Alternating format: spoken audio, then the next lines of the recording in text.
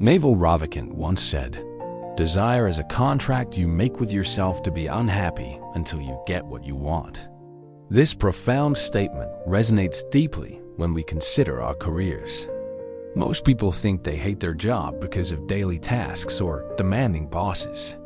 But the real reason is often far more complicated, rooted in deeper psychological patterns. Many people don't just stay in jobs they dislike. They feel genuinely unable to leave, trapped by invisible chains of their own making. Imagine someone who dreads Monday mornings, yet finds themselves unable to even consider looking for another role. This isn't just about the work itself. The problem is not just that you hate your job.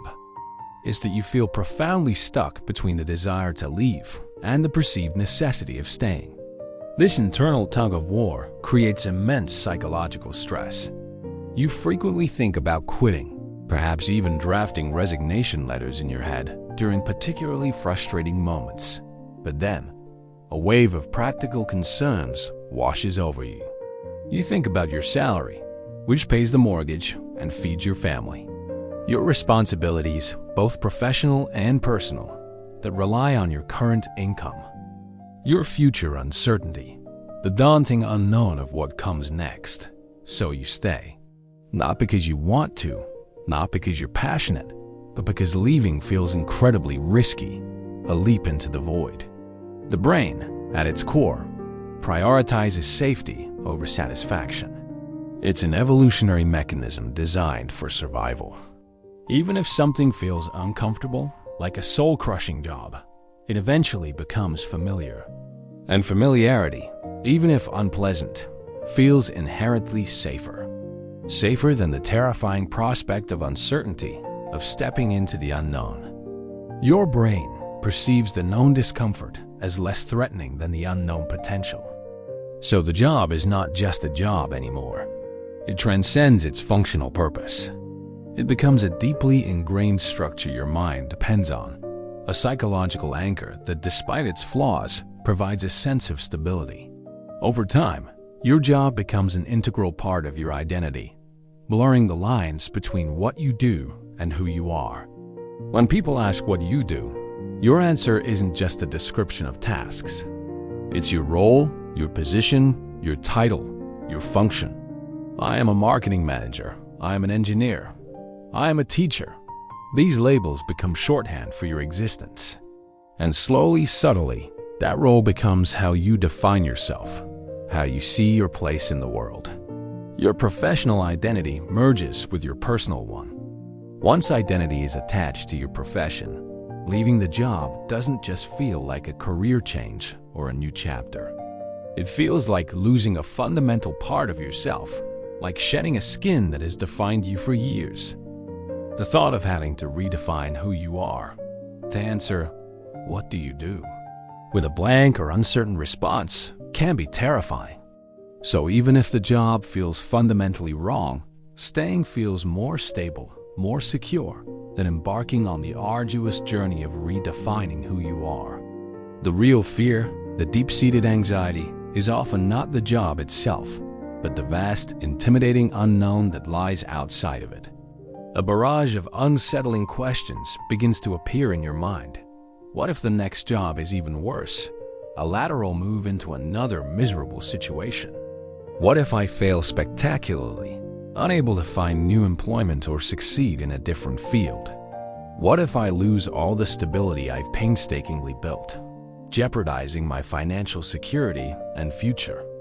These questions are paralyzing. The mind, in its protective function, tends to fill uncertainty with negative outcomes. It's a defense mechanism anticipating potential threats. This isn't because these negative scenarios are guaranteed to happen, but because the brain is hardwired to anticipate risk, to prepare for the worst-case scenario. It's a survival instinct gone awry in a modern context. So, staying in a familiar discomfort, even if it's deeply unsatisfying, begins to feel far more manageable and less threatening. Less threatening than taking the courageous step into an unknown situation, where all those imagined negative outcomes might, in your mind, become reality. Most people are not consciously choosing the job itself, with all its frustrations and dissatisfactions. They are often unconsciously choosing the profound stability and perceived security it provides. Consider the routine, the predictable daily commute, the familiar faces, the established workflow, the predictable income, the steady paycheck that arrives like clockwork, allowing you to plan your life, pay your bills, and maintain your lifestyle. The structure, the clear roles, responsibilities, and expectations that provide a framework for your days. These things, though seemingly mundane, create a powerful sense of control and order in an otherwise chaotic world.